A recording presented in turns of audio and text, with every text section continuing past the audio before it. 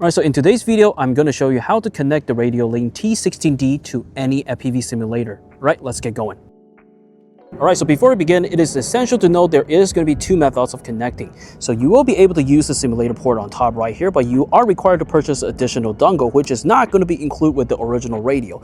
So probably the best way is still to update the firmware to 1.7 something, and that's going to be allowing you to use the USB-C connector to connect to any FPV simulators. So what you will be doing in order to check for the firmware is you just have to power it up. So what you're going to do is you're going to press the modes button, you're going to go to transmitter setting, and you're going to scroll all the way to abouts, and this is going to be where you can see your software version. So what you wanted to update is going to be 1.7 or above. So currently it's at 1.8, and next I'm going to show you how to update this. Let's head back to the bench so I can show you. So the first thing I want you to do is to go to your PC. I want you to open the Radiolink website, go to the firmware download, locate the one for T16D, and basically update to the most recent one. So you can see that the most recent firmware is going to be 1.8.3. So this is the one you want. Just click it and it should be downloading.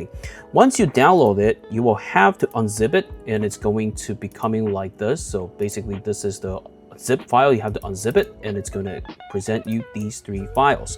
All right, the next step, what you wanted to do is I want you to plug in the USB-C cable to the radio. Just plug it in one on the top.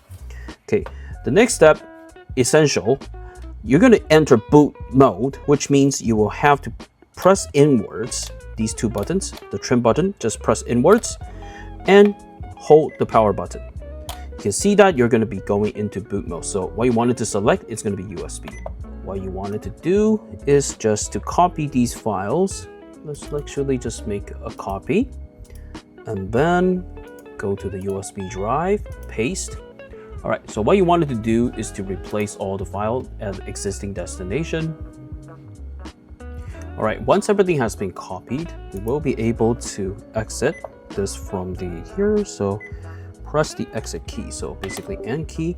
All right, the next one you wanted to hit is going to be the upgrade right here. Upgrade. So do you want to upgrade? Yes. All right, so firmware update successful. And now we can just exit and then just long press the power button to kind of close it up, and then press the power button again. You can see that, yep, this should be updated to the most recent firmware. Go to the modes, go to the actually we're going to the transmitter setting, go to about, and you can see that we have the latest firmware at 1.8.3. So this is how to update the firmware. Now let's go to connect the simulator. So first step, after you launch liftoff, you're going to go into options. You're going to go to controller. So first thing first, always calibrate your controller, because every time it's going to be different for each controller you plugged in. Okay, so see that it's actually detected, but we're just going to be calibrating again. So let's just say calibrate. Start calibrate. So first thing, they're always going to be asking you to do this. So very simple. We're going to center all the sticks. All right, throttle. Oop, here we go. Okay.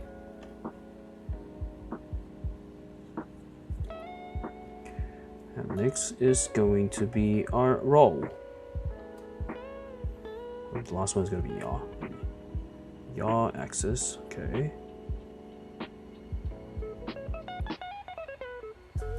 All right, so next so to check to see if you have the correct setting, just kind of test to see if the quad in the frame is actually doing the things that you actually need to do. So you can see that actually, oh, I thought it was tattoo. Okay, so we're just going to hit save and we can go back. Right, so we can just go into free flights or any modes you wanted to go in. And yep, we'll just do no track. We're just going to select this one.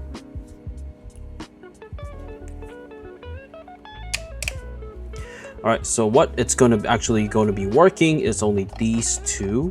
So the rest of the stuff are not going to be working. So why am I having this kind of stuff? Let me just redo it.